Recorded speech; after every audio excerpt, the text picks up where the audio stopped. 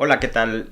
Aquí estamos de nuevo para continuar con nuestro estudio en el libro de Esther, En busca de la primavera. Y déjenme, para esta ocasión empiezo contándoles una pequeña historia, algo que me sucedió a mí. Resulta que en uno de mis primeros viajes en camión, cuando me vine a vivir aquí a la ciudad de San Antonio, me encontré con un asiento que tenía grabado el nombre Rosa Parks. Decía reservado para Rosa Parks. Y bueno, vi ese asiento, me llamó la atención porque tenía un color diferente, se veía muy bonito, se me hizo muy interesante, pero realmente no busqué en ese momento quién era Rosa Parks, solamente pensé que podría ser a lo mejor el nombre de alguien que donó dinero para comprar el camión o algo así. Ya ven que aquí es común que hagan ese tipo de cosas, donaciones para las obras públicas también. Entonces me quedé, pues me llamó la atención y me quedé con esa duda, ¿verdad? Meses después, mientras caminaba en un parque, no recuerdo exactamente cuál, vi también una banca que decía otra vez, en memoria de Rosa Parks. Y dije, interesante, este nombre ya lo había visto. A lo mejor esta tal Rosa Parks es una persona importante en San Antonio, no sé. Simplemente ahí lo volví a dejar. Y bueno, años más tarde, durante uno de nuestros viajes, Leslie, mi esposa, y yo llegamos al Museo de Henry Ford en la ciudad de Detroit, en Michigan. Y bueno, simplemente pues es el Museo de Ford. Queríamos ir a ver autos y toda esta historia, ¿verdad? No sabíamos exactamente qué tipo de exhibiciones íbamos a encontrar y fuimos. Durante el recorrido, para mi sorpresa, nos encontramos en una sala de exhibición contemplando un hermoso camión clásico de los años 50, pintado de color blanco, verde y amarillo.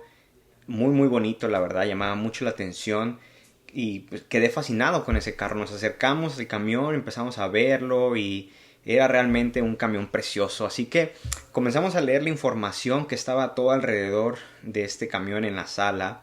Y ahí estaba una vez más este nombre Rosa Parks y su maravillosa historia. Fue hasta ahí cuando pude aprender un poco más de quién es Rosa Parks, ¿verdad? Y resulta que el 1 de diciembre de 1955, esta afroamericana que era costurera, trabajaba como costurera en una empresa, Rosa Parks, ella fue arrestada por el simple hecho de no ceder su asiento en el autobús urbano de Montgomery en Alabama, a un hombre blanco, violando lo que en ese momento eran las leyes de segregación que existían, ¿sí? Las cuales básicamente separaban a los blancos de los negros en secciones diferentes, ¿verdad? Los negros hasta atrás, los blancos hasta el frente. Si se llenaba el autobús y subía una persona blanca, pues las personas de color negro, o sea, afroamericanos, tendrían que ceder su lugar. Y esta chica, Rosa Parks, no lo hizo, ¿verdad? Se quedó sentada en esa ocasión y esto generó controversia. El chofer del autobús llamó a la policía, la arrestaron y se hizo un alboroto, ¿verdad? La prominencia, la fama de Rosa Parks en la comunidad y su voluntad de convertirse, esa disposición de convertirse en esta figura controvertida, es lo que inspiraron a toda la comunidad negra a boicotear los autobuses de Montgomery, y durante más de un año fue que sucedió esto. Al final de cuentas, el caso de Rosa Parks se fue a los tribunales y en noviembre de 1956, casi un año después de lo que sucedió, eh, se llegó a la conclusión en los tribunales, ¿verdad?, de que esta segregación que se llevaba a cabo en los autobuses era inconstitucional bajo la cláusula de protección igualitaria de la 14ª enmienda de la Constitución de los Estados Unidos. Entonces, este simple hecho de Rosa Parks de quedarse en su lugar, eh, de no ceder su lugar, de dar a respetar o de hacer valer sus propios derechos, generó una gran controversia. Este acto, digamos, de desafío de Parks y el boicot de autobuses de Montgomery llegaron a convertirse en símbolos importantes del movimiento y básicamente se convirtió en un ícono internacional de la resistencia a la segregación racial. Sí, el Congreso de los Estados Unidos le ha llamado a Rosa Parks la primera dama de los derechos civiles o la madre del movimiento por la libertad. Entonces, es interesante cómo esta mujer logró grandes cosas con una acción que pareciera muy muy sencilla, ¿verdad? Vaya héroe. Y la verdad es que a todos nosotros nos gustan los héroes, todos amamos los héroes, nuestra cultura actual está repleta de héroes, estamos obsesionados con los superhéroes ficticios, ¿verdad? Que ganan batallas espectaculares contra los villanos. Y bueno, ¿qué más vale que un héroe tan real como Rosa Parks, ¿verdad? Que nos muestra el poder de las acciones, quien decidió no quedarse agachada, quien decidió no esconderse ni pasar desapercibida. Algo así es lo que le pasó a Mardoqueo y Esther en lo que estamos estudiando en este libro. Es esta misma idea de tener que defender tu ideología, tu creencia, tu identidad en el momento en el que eres llamado a defenderla, a abrazar ese llamado. Así que aquel judío Mardoqueo que habíamos visto, que había estado viviendo escondido bajo su disfraz de persa, ¿verdad? Al igual que su prima Esther. Ellos habían abrazado esta identidad que no era de ellos y vivían ahí escondidos entre los persas. Ya no eran judíos, ahora parecían ser persas, pero llegó el momento en el que Mardoqueo decidió abrazar su identidad y revelarse tal y como es, como un judío. Y es lo que vamos a ver en el capítulo 3. Vamos a leer rápidamente del versículo 1 al 4 para empezar, ¿ok? Y viene así, dice: tiempo después de lo que hemos leído en el capítulo 2, el rey Xerxes ascendió a Amán, hijo de Amedata, el agageo. Lo puso por encima de todos los demás nobles y lo convirtió en el funcionario más poderoso del imperio. Todos los funcionarios del rey se inclinaban ante Amán en señal de respeto cada vez que él pasaba, porque el rey lo había ordenado. Pero Mardoqueo se negó a inclinarse ante él o a rendirle homenaje. Entonces los funcionarios del palacio que estaban a la puerta del rey le preguntaron a Mardoqueo: ¿por qué desobedeces la orden del rey? Todos los días le hablaban de lo mismo, pero aún así él se negaba a cumplir la orden. Entonces le informaron a Amán para saber si él toleraría la conducta de Mardoqueo, ya que Mardoqueo les había dicho que era judío. Esta situación en la que él tenía que humillarse o reconocer a Mardoqueo a Amán como su superior, y esta presión social de que hiciera algo que él estaba contra a lo que él creía o lo que él era. Toda esta situación hizo que Mardoqueo dijera: ¿saben qué? Confesara: yo soy judío y yo no puedo reconocer a Amán. Toda esta situación tiene un trasfondo histórico, porque podemos aprender que Amán es un descendiente de Agag, el rey de los amalecitas. Esos amalecitas son básicamente los enemigos más antiguos de los judíos. Así que de esta manera podemos entender que esta lucha de poder o esta situación tiene un origen más allá de lo que pensamos, tiene una historia atrás. Estos viejos enemigos de los judíos, ¿verdad?, que intentan destruir al pueblo de Dios. Es toda una historia ahí, es toda una lucha completa. Es por eso que Mardoqueo no quiere humillarse, inclinarse ante Amán. Y es lo que le lleva a Mardoqueo a decir: saben que yo soy judío, yo no puedo hacer esto. Esto va en contra de mis principios, esto va en contra de mi cultura, esto va en contra de lo que yo soy. ¿Sí?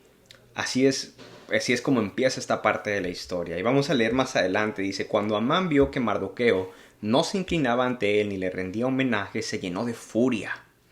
Como se había enterado de la nacionalidad de Mardoqueo, decidió que no bastaba con matar solamente a él. Entonces buscó la forma de destruir a todos los judíos a lo largo y ancho del imperio de Jerjes.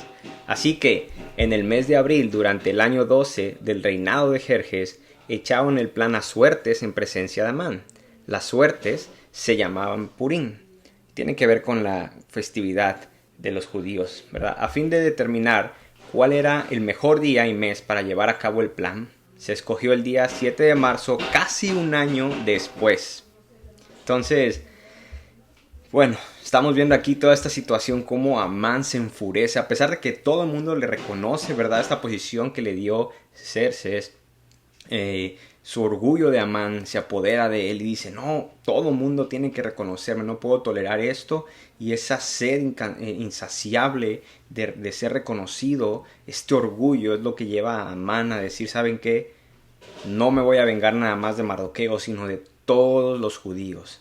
Increíble cómo este orgullo hace que Amán se vuelva de cierta manera ciego y lleno de rabia, lleno de furia, no solo contra una persona, sino contra un pueblo completo, a tal medida de querer buscar la desgracia de todos ellos. Y vamos a leer un poquito más adelante. Luego Amán se acercó al rey Xerxes y le dijo: hay cierta raza dispersada por todas las provincias del imperio que se mantiene aislada de todas las demás. Tienen leyes diferentes de los demás pueblos y se niegan a obedecer las leyes del rey. Por lo tanto, no conviene a los intereses del rey que ese pueblo siga con vida.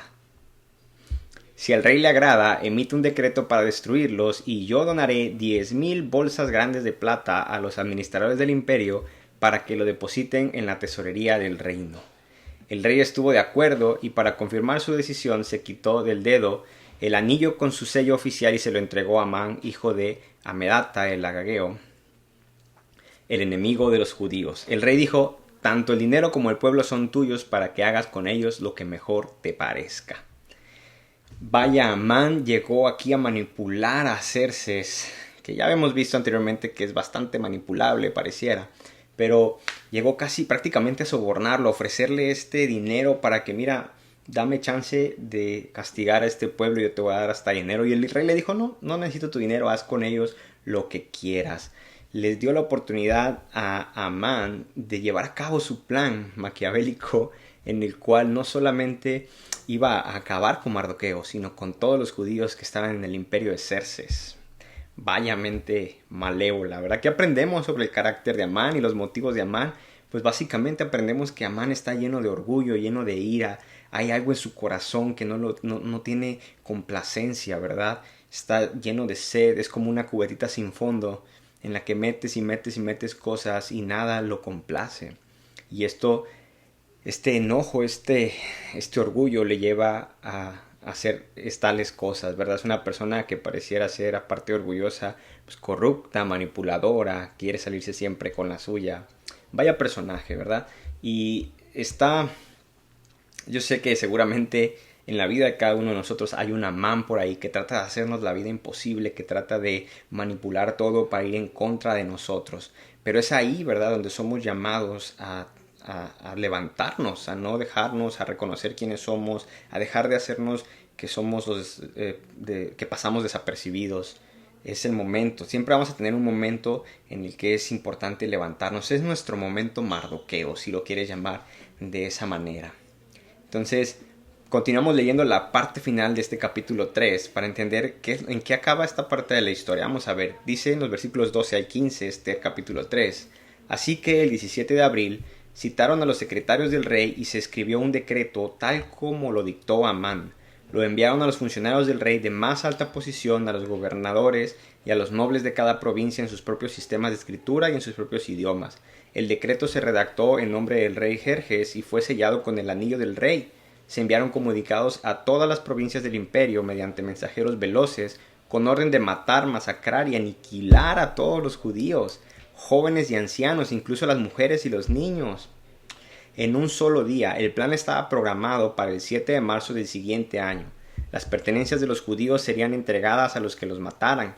Una copia del decreto debía emitirse como ley en cada provincia y proclamarse a todos los pueblos a fin de que estuvieran preparados para cumplir con su deber el día señalado. Por orden del rey se despachó el decreto mediante mensajeros veloces y también se proclamó en la fortaleza de Susa, la capital de Persia. Luego el rey y Amán se sentaron a beber, pero la ciudad de Susa entró en confusión. Vaya relajo que se había armado en esta situación, en esta ciudad. ¿Por qué Amán no estaba satisfecho con simplemente castigar a Mardoqueo? Su orgullo era tan grande que tenía que castigar a todo el mundo, así de dolido estaba, así de ardido, como diríamos en algunos lugares. Vaya que sí le hacía falta a Dios en su corazón, como algunos decimos ahora, ¿verdad? Y como les decía, a pesar de que en este capítulo solamente se menciona que Mardoqueo se revela como judío al principio en una pequeña frase, es de gran importancia porque esto nos habla de que todos tenemos un momento como Mardoqueo en el cual es importante destaparnos, revelar quiénes somos en verdad. No podemos vivir siempre en la penumbra, en la oscuridad, escondidos, no.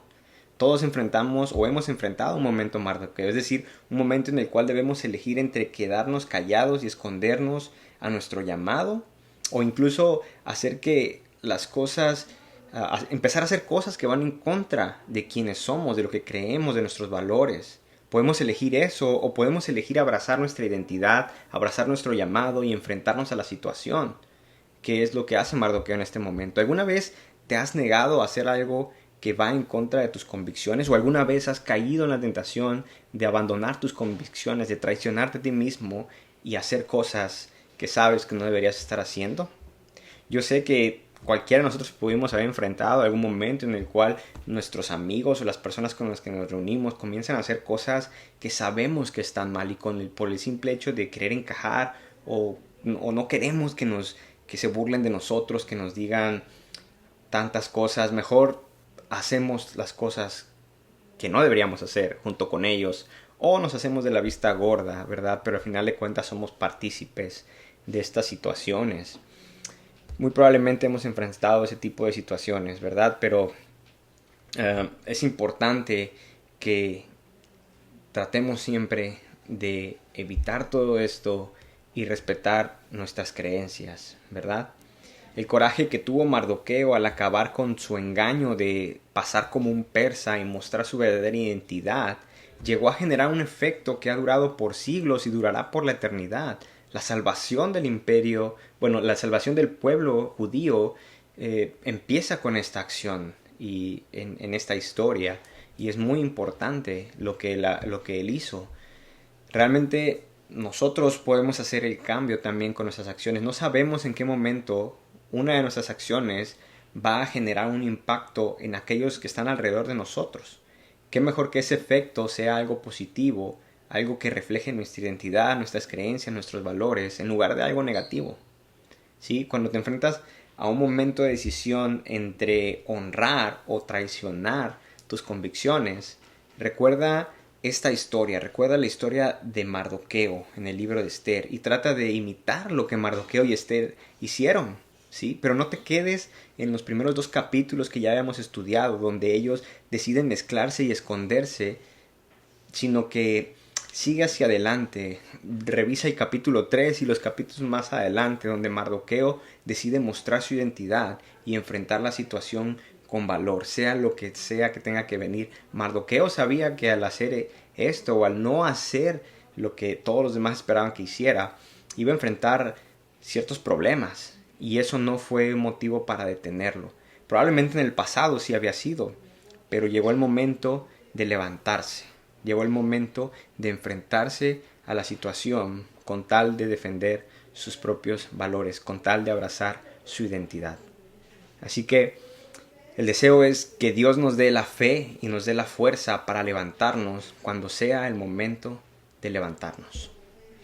Amén.